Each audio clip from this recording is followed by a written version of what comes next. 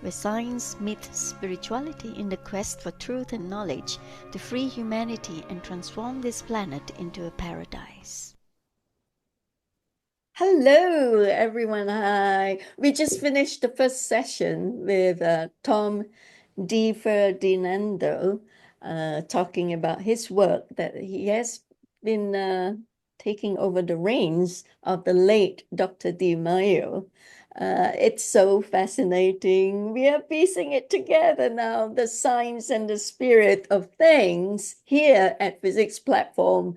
And I really am so happy that we've got such brilliant speakers gracing our platform here. So all of us here, our followers, our members get a chance to learn so much.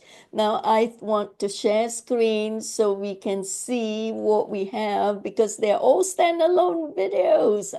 Fortunately, I mean, I hear people complaining, "Whoa, it takes so long to hear the speaker speak," but we have to show ourselves. And this is the Free Energy Special Interest Group, and this is our 135th meeting on the 2nd of April, 2025, right? And we start promptly at 6:30 p.m. UK time, right? And the rest of it, you have to figure it out because I've always been very meticulously putting the time zone charts and everything on our website. If you go to a website, you will see everything, all the details, the Zoom codes and everything. The first Wednesday of the month, you're here promptly with us. You learn so much and it's all free. So we ask that you pay forward if you've got some extras because it swallows a lot of money to do this free for everyone. Like I personally have to spend about £1,000 or £2,000 every year on physics, £2,000 or so. Yeah, it's a lot because we don't have sponsors. So if you could pay for it, it's going to help us do a better job for you.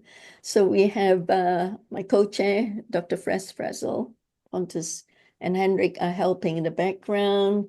And the Team Physics members who are regulars here.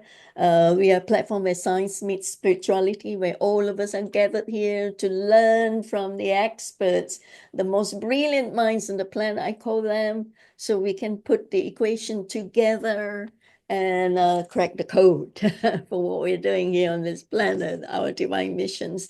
So we have done on the first session with Tom Di Ferdinando. And now the second session is engineer Toby Grotz, who's an electrical engineer with many years of background. I'll read his bio in a moment and stay on for the third session as well, where Fernando will be launching his new project. And he's always very good with his beautiful creative visuals on screen. So if you want to contact me, like volunteering to work with us or pay forward or whatever, write to crystal@truevisionofpeace.com. Of course, our website does have a button to donate, okay, /truevisionofpeace/physics.html. And our channels, we have 3 channels. We have YouTube, BitChute, Odyssey. BitChute is where all the controversial videos are recorded in. And then if you want to see what's going on and all that, go to our Facebook, join there, and join our Telegram group, physics_group, and you can then have like-minded brothers and sisters to discuss what you have learned and form study groups, okay? And I do this every video because it's all standalone. Right, now I want to introduce Toby. Toby is a returning speaker. He's our physics brother. I met him personally with Pontus when we attended the Global BAM conference in Amsterdam in 2019. Toby is amazing with his background knowledge. Toby is an electrical engineer with a background in power systems design. He has designed electrical systems for coal, natural gas, and nuclear power plants.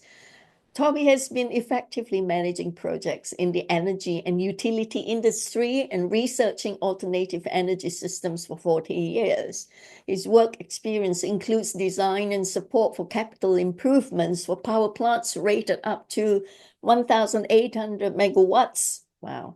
He has conducted research on hydrogen gas generators, advanced lighting circuit design for plasma arc lamps, investigated and conducted experiments on cold fusion systems and low-energy nuclear change phenomena in arc discharge systems, Tesla's wireless transmission system, non-inductively wound coils, okay, not wood, wound coils, mirror image symmetry windings, and many other phenomena during his career. His understanding of resource depletion and its relation to worldwide energy usage and electrical generation comes from his work at the beginning of his career exploring for fossil fuels in coastal waters on the east coast of the US and in the deserts and jungles of Mexico.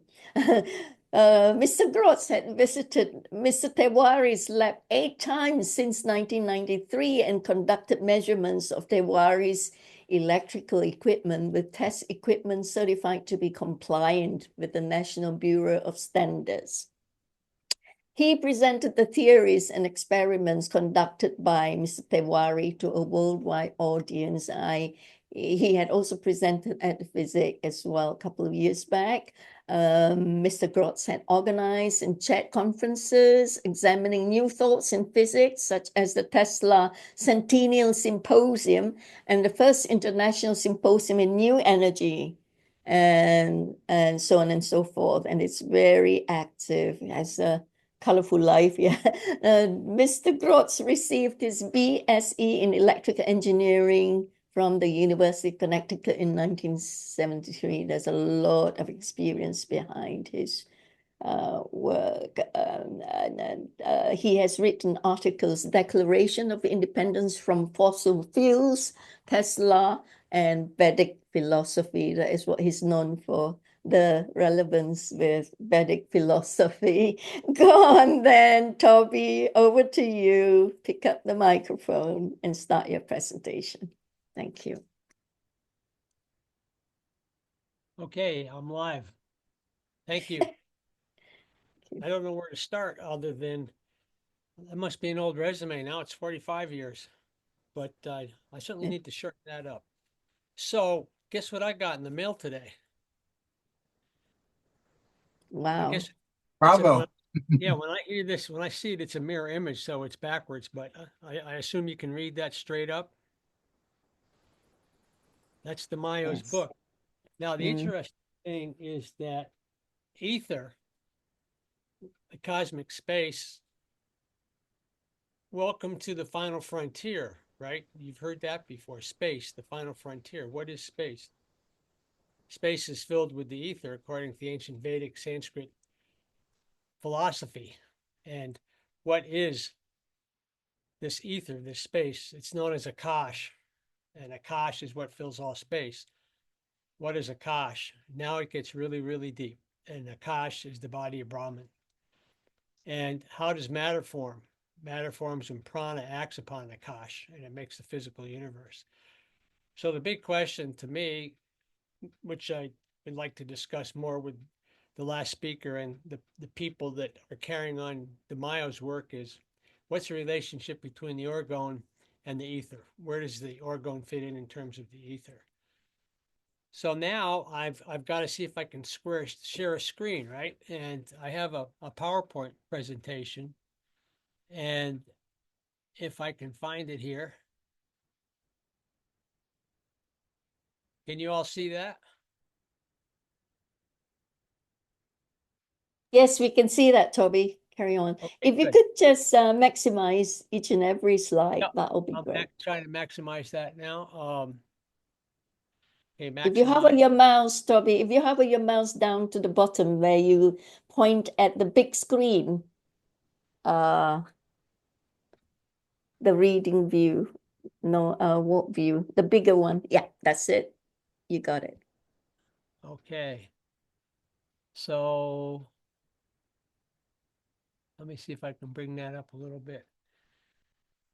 Well, when it comes to the ether, that's what Tesla learned about from Swami Vivekananda. And Swami Vivekananda visited New York City in the late 1800s. Swami Vivekananda was the first yogi to come to the United States and explain Vedic technology and the science called Vedanta.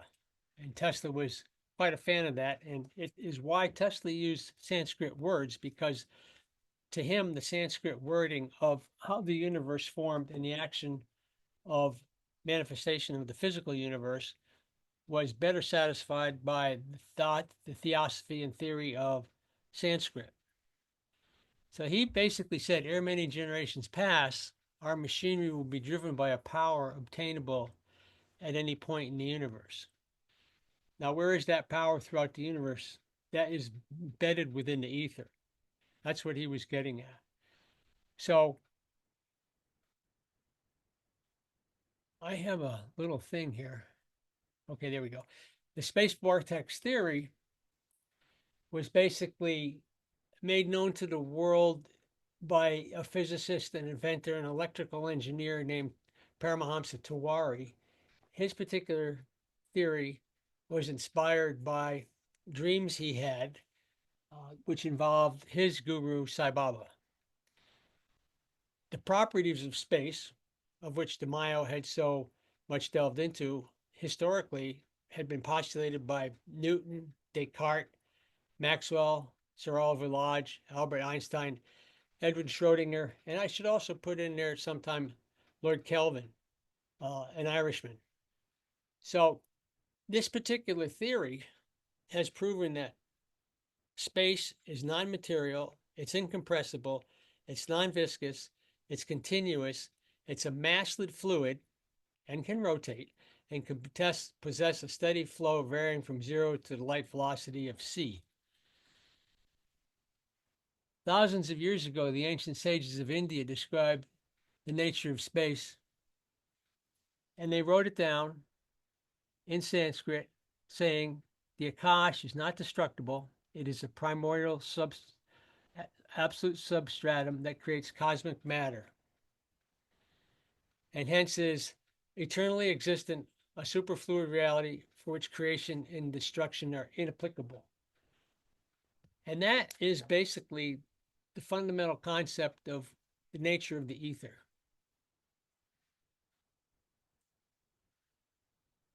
So, what we're talking about now in this talk is based on the work of Srinivasan, who coined the term reactionless generator, and power generation from space, which we call the fifth element, has been compared to standard physics and the Eastern philosophy by the elements of earth, water, fire, air, and space. And we can see in the second column the source of that energy: oil, rivers, solar, wind, and space, the Higgs field, Akasha, down in the bottom. The third column from the left is what kind of generation do we have to use that energy or to generate that energy. And we've got thermal plants like coal, oil, natural gas, nuclear. We've got hydroelectric, photocells, windmills. And now we're going to start talking about reactionless generators, which is one of the things that Srinivasan invented, back in the, God, it goes back to the 2000s. And basically, you can see on the right-hand column that all the others have major problems, but space is clean, there's no pollution, and no fuel costs. So there's space. And what Tewari had said was, matter is created out of prana, since prana is Akasha in motion, and Akasha is a primordial superfluid substratum of the universe. And that would be a definition of the ether. AETHER is how it's spelled. So according to space vortex theory, interesting, the bar below is obstructing. Well, there we go. Okay, we'll get that out of there. According to space vortex theory, Tewari predicted that galaxies of opposite rotation will attract electrically. Those with similar rotation will repel. And ARP was mentioned in the last talk, and that goes into electric universe theory. And electric universe theory has basically been confirmed by what Tewari has done.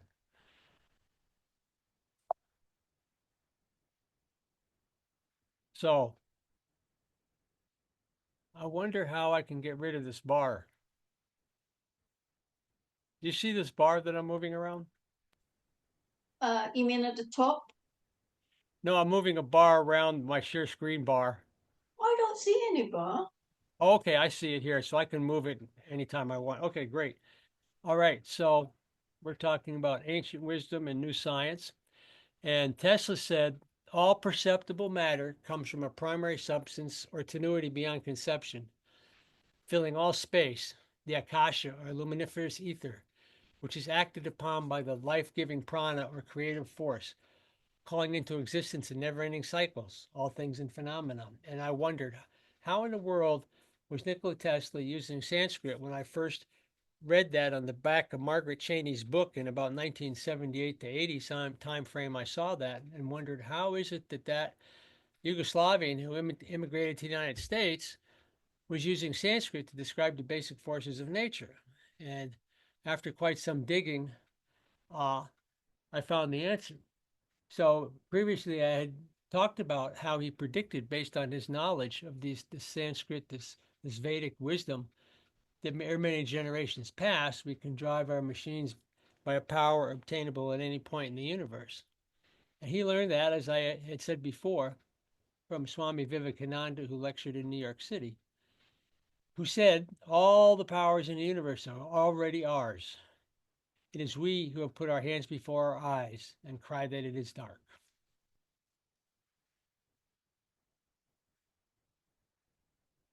So, according to the physicist Higgs, according to Higgs' idea, all of space is filled with an invisible substance. And so physicists are using a many billion-dollar superconductor super collider somewhere in Europe, I think it's Switzerland, to try and find the Higgs boson. And Brian Greene, professor of physics and mathematics at Columbia, wrote a book about this called The Hidden Reality, Parallel Universes and the Deep Laws of the Cosmos. This picture that I'm showing you now is basically a drawing that was done by Walter Russell, explaining how the universe works. And that basically, that painting that Russell did, Russell, famed for transmutation of elements and a famous artist and sculptor, a friend of Nikola Tesla's, nominated Tesla for the Edison Prize.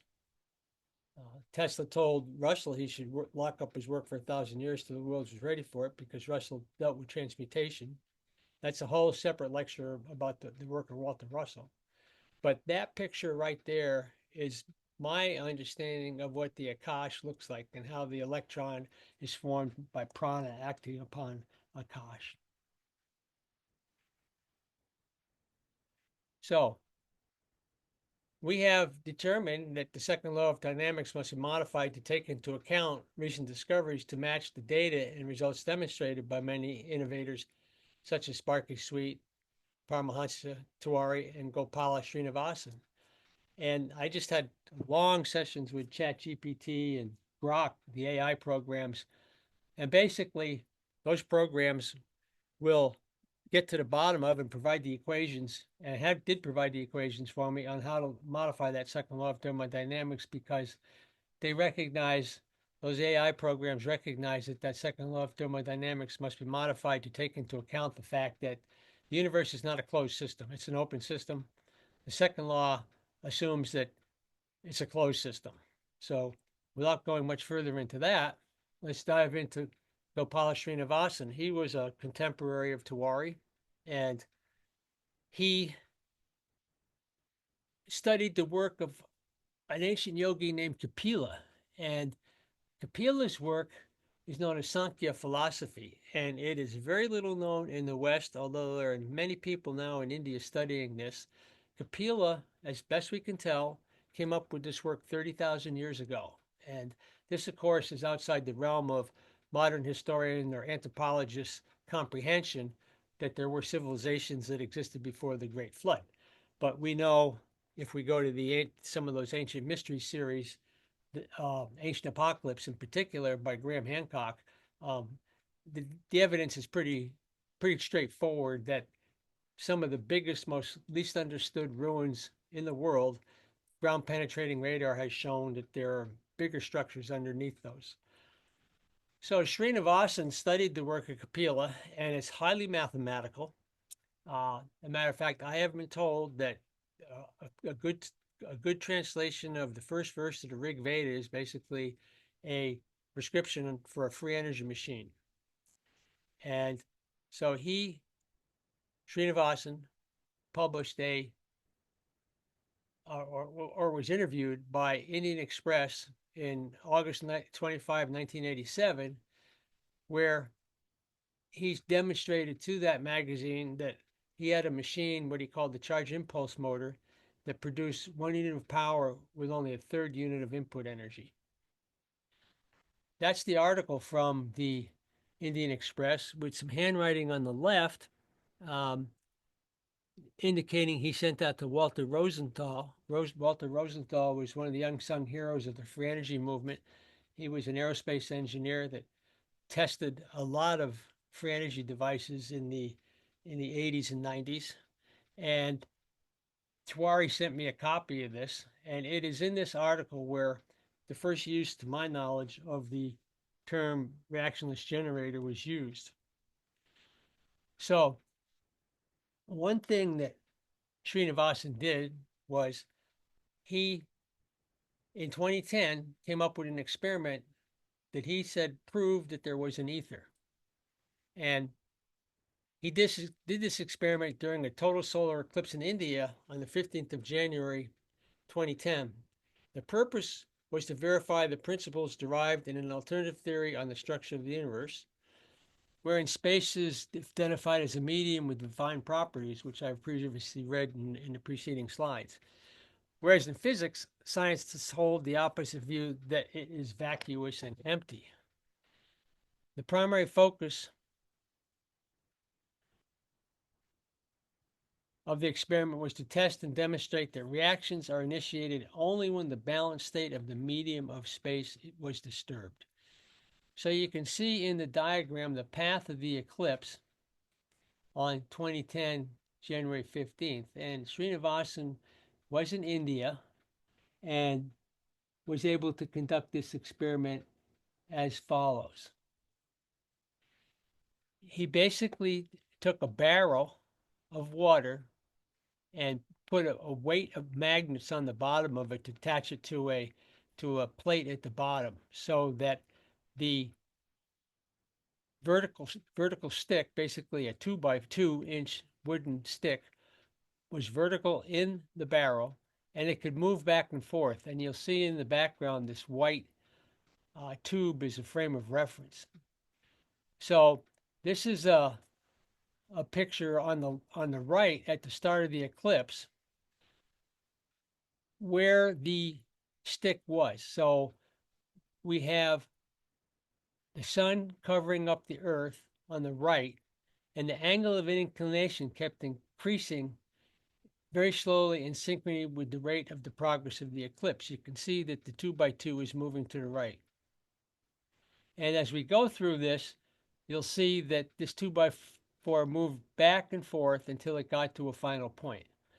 And I'll leave this for the recording. If people want to go back and look at this and stop the motion of the recording, they can look at this more deeply. Now, we attempted to replicate this Srinivasan eclipse on April 8th of 2024. And in this United States, the eclipse came through Indiana, and we were about up in Wisconsin, about 700 miles from the eclipse. So we weren't under it. Now, we set up in the lab. Well, this isn't the lab. This is the garage turned into an eclipse studying laboratory. You'll see we have a 30-gallon barrel of water, and we have a wooden stick in that water. And we have a projector here projecting light so we can see which way the shadow is going to move. And we have a wooden dowel in that tank with a steel ball bearing on the bottom of it and magnets. So that steel ball bearing was attracted to a piece of metal in the bottom of the barrel, and it would swivel back and forth. If you breathed on it, it would move. We're extremely sensitive. The top of the dowel had an indicator on it, and this is a picture to the left of the size of the rod, 28.5 inches long, and here are the specifications of that indicator on the right. So this was the setup, and we can see that there's a shadow projected on a backboard there. And the start of the eclipse, you can see, we marked on the shadow where the indicator was located. And at the end of the eclipse, the shadow had moved to the left just a tad and it never came back. And I've wondered if that meant that the core of the earth had shifted or what had happened. But bottom line, what we wanted to do is replicate the eclipse. And we're not sure that we did. It certainly didn't have the big changes that Srinivasan showed. So I've suggested that we go to Spain and try this experiment again. So for any of our European friends, maybe we could meet in Spain and get this set up at the next eclipse in 2025. So I want to talk a little bit about the reactionless fuel-free generator. That's something that the young guns are calling free energy now. The new kids on the block are calling these FFGs, fuel-free generators. I love it. The charge impulse motor, the Srinivasan's, produces 3 times more power than what it utilizes because, unlike a conventional motor, it does not need an inductive or magnetic field to produce torque. In other words, it's eliminating back torque. The motor is so designed so it does not generate back electromotive force. The principle of operation is based on the phenomenon that when a high-density electric charge or current is expanded, the charge potential drops and there is an increase in the velocity, imparting momentum or thrust. And that is from the India Express article in August of 1987. This is a diagram of the Srinivasan free energy motor. And this and all of the Srinivasan material has been posted on the website of the United States Psychotronics Association website, which has a library we're trying to make an electronic library of all this esoteric knowledge and free energy research, psychic research, and put it on the USPA website.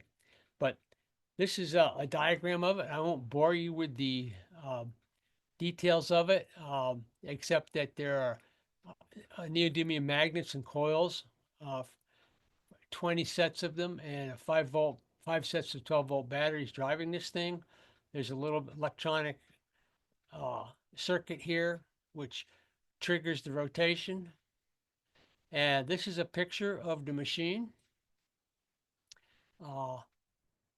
This is a picture of the machine test equipment. And let's see if this will play. Here's a video of this free energy machine. It's not very clear. It's rather grainy. This goes back to the 2000s sometime, pre-2010, pre the eclipse. And this is a picture of Srinivasan's machine under operation, which the claim being made by him is it produces more power out than input. That center disc is spinning. It's not making very much noise. It's pretty quiet.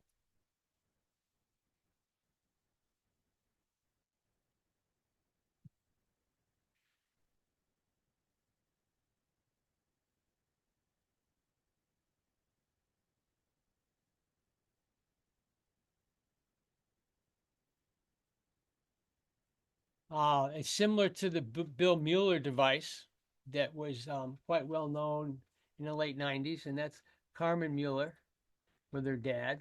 And that is the end of the PowerPoint.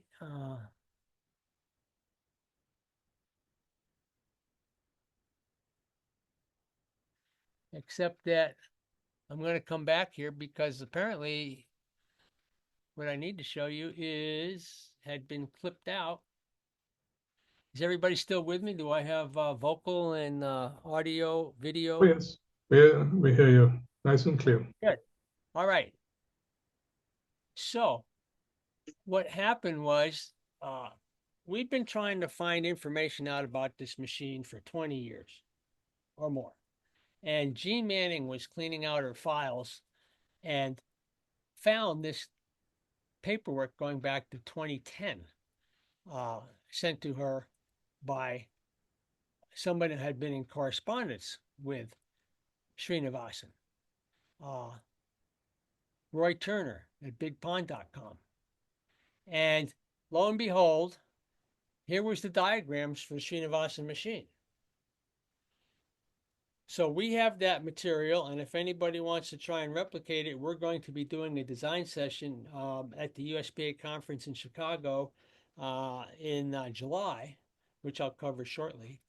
And one of the experts on Srinivasan's material is an engineer named Dan Rogers, and he will be presenting his understanding of Kapila's Sankhya philosophy and of Srinivasan's work. Toby, would you be able to issue us an invitation to attend, not physically, but online for Yes, I will. the review in Chicago? Yeah, I have that in the back of the coming up in this presentation. And I'm reminded of the song by an Englishman named Graham Nash. Won't you please come to Chicago? So, yeah, we can change the world. It says in that song, won't you please come to Chicago? So these diagrams I won't go into. I can make them available somehow to you guys. I can send you the file, or you can download them from the USPA website if you're a member. But this is the prescription on how to build Srinivasan's free energy machine. I'm just kind of scrolling through here because explaining this would be tedious, and I haven't even figured it out yet. This is the invitation to the conference. It's the July 17th to 20th in Chicago. Just so from downtown, from O'Hare International Airport, it's like 20 minutes.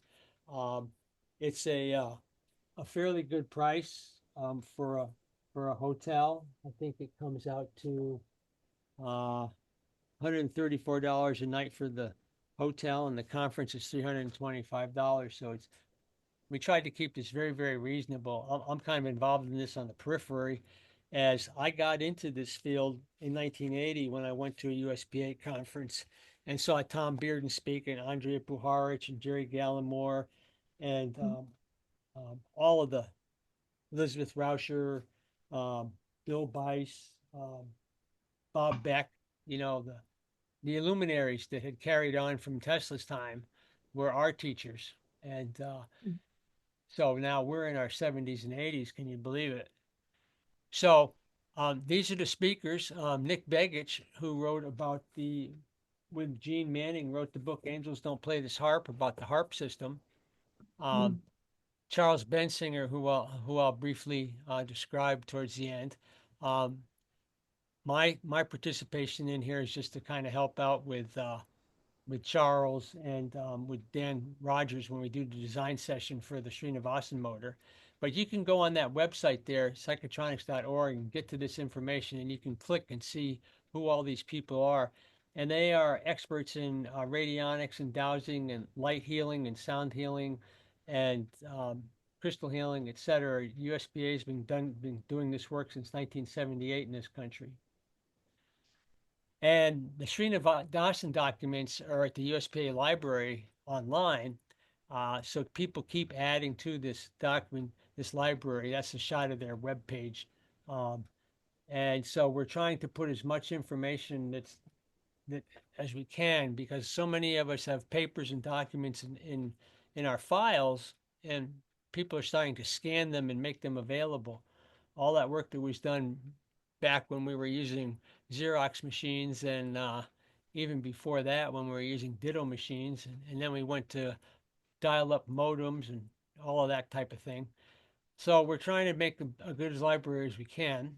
Um, Gene Manning's book, Hidden Energy, if you're interested in the history of free energy, that is one of the best books to get into for what is pretty current in the free energy world. And of course, Charles Banksinger will be presenting his book, Disruptive. This is a great book because both Charles and we met in 1984 at the International Tesla Centennial Symposium when it was filmed for the documentary The Zenith Factor about Tesla. And Charles and I and the rest of this movement have been trying to get the environmentalists interested in free energy, but they're so based in physics, they always thought we were crazy. So Charles decided to write a book to introduce them to the concepts of free energy. And this book, Disruptive, is about a third generation hybrid alien that's working at Area 51, and he gets tired of the grind of working on free energy machines and anti-gravity machines for the military. So he leaves, he splits town, and of course throughout the book they're chasing after him and trying to find him. But he joins up with the environmental valve turners and disruptors, the environmental movement they're trying to stop the coal line, the coal plants, and trying to stop the pipelines. And he tries to teach him about free energy and anti-gravity. So kind of woven within this book are the names of people that we've known, like Sparky Sweet and Tom Bearden, over the years. And if you read this book and you've been involved with free energy, you can get the gist of, you'll meet some of the characters that we've known about for so long. He kind of brings them in different places. So let's see. That's about it. We're working with a physicist. Some of us are working on a project where we're rebuilding a similar machine, similar to the Srinivasan machine, that we expect to be 15 times over Unity. We've checked the design equations with Grok AI, and it all checks out. So we're in the process of assembling the materials, and we're looking for 30K to build a machine and test the prototype. If anybody knows anybody with any funding that wants to take a risk on a couple of guys that are trying to do the best they can to get this done. So that is the basic presentation. I will say that some of the books that you really need to read if you want to understand the ether, of course, besides DeMaio's book, which I haven't read yet, but I was skimming through it, looks pretty darn good. Here's an Englishman named Harold Aspen. And Harold Aspen was a professor of electrical engineering at a renowned college in England. And he was also head of patents for IBM for all of Europe. And that's one of the best books if you can find. If you want to study what the ether is, modern ether physics is my standard reference, the place to start. Now, Gene Manning's book, Angels Don't Play This Harp, with Nick Begich, they will both be at the conference in July in Chicago. Oh, here, no, that's the Coming Energy Revolution. Sorry, I had the wrong book. Coming Energy Revolution is another Gene Manning book. Angels Don't Play This Harp was written by Begich and Manning, and that's kind of an introduction to the whole HARP project and the atmospheric heater based on the patent. There was, what was it? It was, I think it was the oil company was Arco or Amoco sponsored that patent to make that atmospheric heater that they built up in Alaska. I will have to say, however, to understand the ether and understand what's going on in space, the final frontier, I would suggest a book like this, which is called The Aphorisms of Patanjali. And commentary, in this case, this book was written in 1954, published by the Vedanta Society out of California. basically it's by commentary by Swami Prabhavananda and Christopher Isherwood, and it is deep. This is not introductory yoga. You start off doing hatha yoga and you read Paramahansa Yogananda's book, Autobiography of a Yogi, and you start getting deeper and deeper into Vedic knowledge. And the object is to lose all sense of self. Can I say that? To realize that we're part of the universe and we see ourselves as separate entities.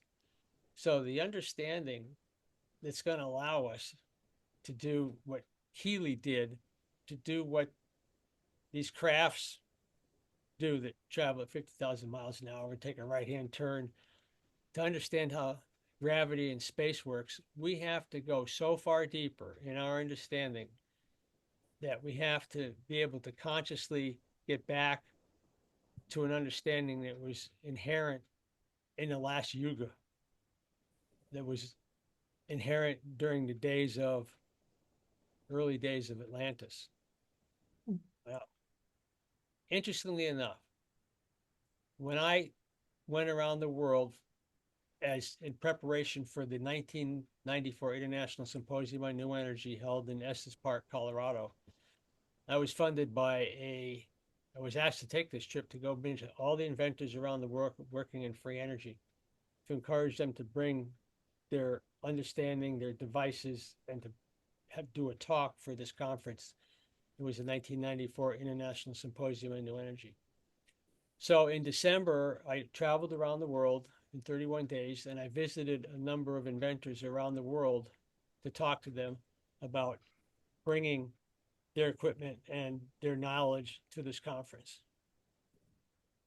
And within a half an hour of sitting down with my tape running, high 8 videotape, within a half an hour of talking to these inventors like Harold Aston and Paramahansa Tewari and Tsujishi Inamada in Japan, and inventors that people have forgotten all about, but people also like Bruce De Palma, within a half an hour, we're talking about Atlantis and UFOs.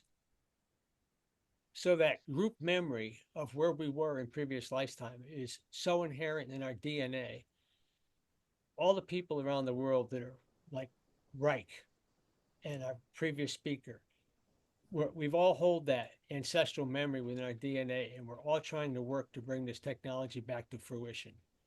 And astrologically, now seems to be the time for this to blossom. I see it really taking off again. It has been in a lull since probably 2000, but it is exploding once again, like it did in Boulder, Colorado, and around the world during the beginnings of the New Age movement, when all of this started. International Symposium on New Energy, the Tesla conferences, the Global Science conferences. It's coming back now. I think it's really accelerated. So I appreciate y'all taking the time to listen to me. I hope to see some of you in Spain, and I hope to see some of you in Chicago.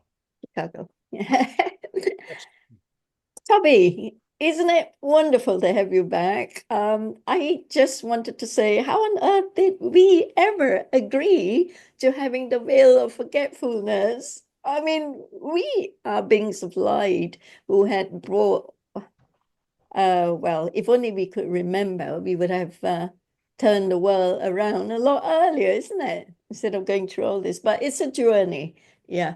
And we are all destined to learn all these lessons along the way. Of course, we're all interconnected with the ET species and civilizations up there, because we came from there ourselves. And you did talk in your last talk about the Vimana and the Mahabharata and how it's connected to our search for free energy and the Vedic philosophy, which I find very fascinating. And now with the findings below the pyramids, the layers and layers, and the columns underneath the pyramids, I mean, they have found inscriptions and drawings of the Mahabharata, the Vimana, and the beings, the blue beings, Shiva, and all that. It's all coming together, isn't it, Toby?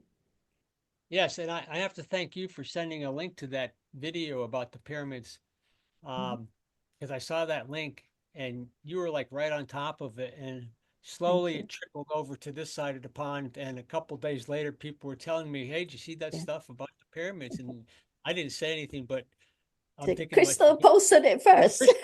Crystal told me about that a week ago. I know. And I was accused of being a vampire, vampiring on people's energy with AI generated visuals. Oh my God. I mean, people are like so numb to this discoveries that are coming up. It's strange. Yeah, and Yeah. I will say, joking around, you know, I said 50,000 lifetimes I've had, and this is as far as I got. I want to come back with memory and wisdom so I don't have to live 50 years to figure it out again. But why that happens and why we're in this trap is explained by the yoga aphorisms of Patanjali. And it is extremely difficult. So just look forward to as many lifetimes as it takes Mm. to I've get to been the an early realization. fan of Patanjali Yogi and Paramahansa Yogananda. I know at the back of my hand because I love reading the pages of the books and just knew by heart what their principles and philosophies. Did some meditation, Toby, like you. I love them. Thank you. Thank you, Toby, for your presentation. We love you. And if you have something new, some developments, some breakthroughs, please let me know. We have you back in no time. Yeah. I can tell you we are on the verge of probably um, the most powerful and the most easy to replicate machine that I've seen in my history of studying all of this. So we'll Yeah. keep you. Yeah. Wow. I mean, you're an early starter, the earliest one in this whole group here, because you started way back in 1994. You were traveling around the world, talking to all these free energy enthusiasts and developers. Wow. How many of them are still alive today? Well, you know, Percentage. like take for instance, Tewari has passed away. Oh no. He was a master. He was a yogi. He was a student of Sai Baba's, and he was truly unique.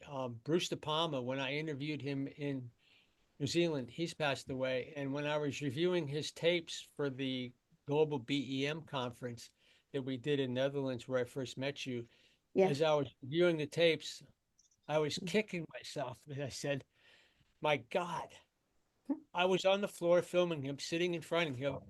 And I was like, I didn't realize it at the time, but it hit me when I was preparing that presentation for the Netherlands conference. I was sitting at the feet of a master. Mm. And the questions I should have asked, and now he's gone. Oh. Same with Tewari. The questions I should have asked, and now they're gone. They were masters. And Sparky Sweet, and Yeah. Tom Bearden, and so many of them that I knew. And like I said, my first conference was in 1980 when I met all these people. And so that's how long I've been doing it. It's 45 years now. You're amazing, Toby. We just So love the work you there's do. I think the press has a lot of questions for you before we go to Fernando. Fernando, how much time have you got? Forgive us for eating into your time a bit. yeah, come to Chicago. You can ask me lots of questions, but I will say that I lost my train of thought. So yeah, go ahead. Press. Oh, thank you very much, Crystal. On your eclipse test that's coming up, and Tom is it's a repeat of the same question, by the way. When you're doing your eclipse test, you've got your sun as your prime generator of electromagnetic frequencies, going to be interrupted by a sphere that doesn't rotate. The sun rotates, the moon doesn't. It just rotates around our planet.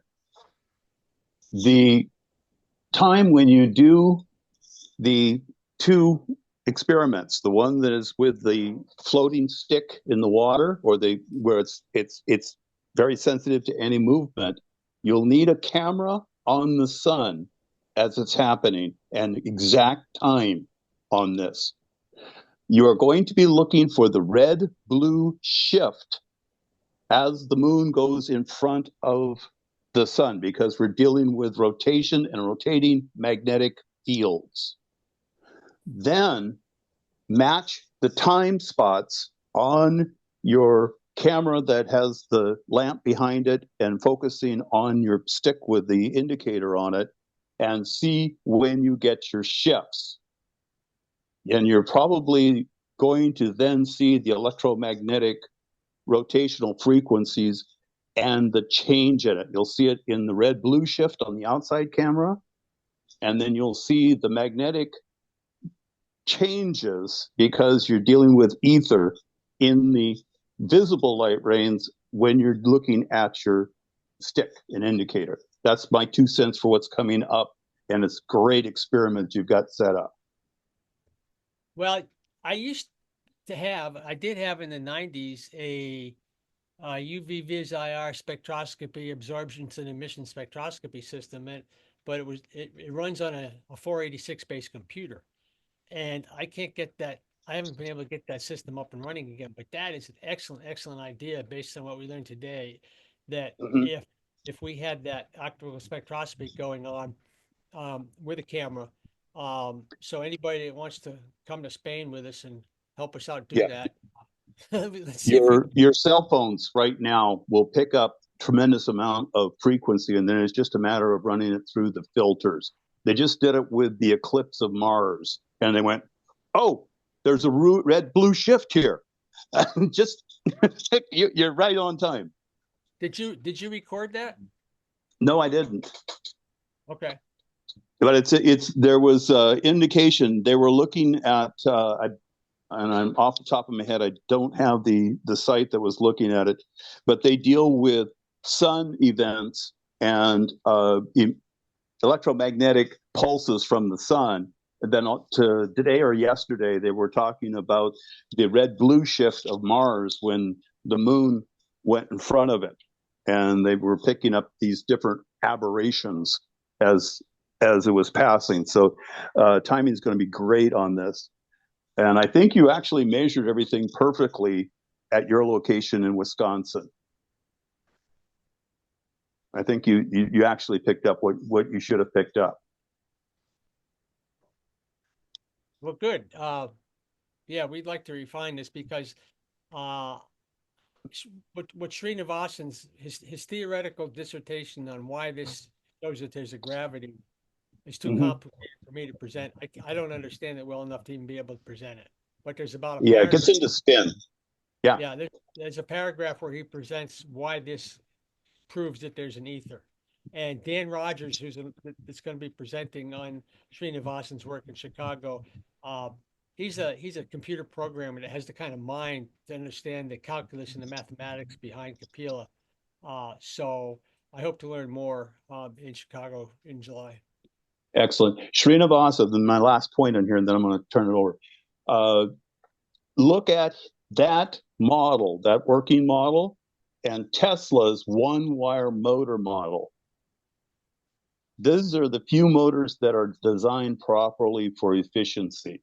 And it basically, Tesla did a nice diagram of it, but nobody really looks at it in detail of what he's actually doing. And once again, we're getting into rotating magnetic fields. And it's setting up a gradation on the DC motor that Tesla has of the North and South Pole. And it gets to a certain point where it overcomes the attraction of one pole and the repelling of the other in the north-south. But that is an unbalanced motor from Tesla when you look at it. I'll look that up. I don't have any memory of it. Srinivasan is a balanced motor. And it works on the same principle, but it can be actually either AC or DC in the setup of the fields for it, and it should work really, really well. Could also be one of our speakers, Paul Townley, that I know.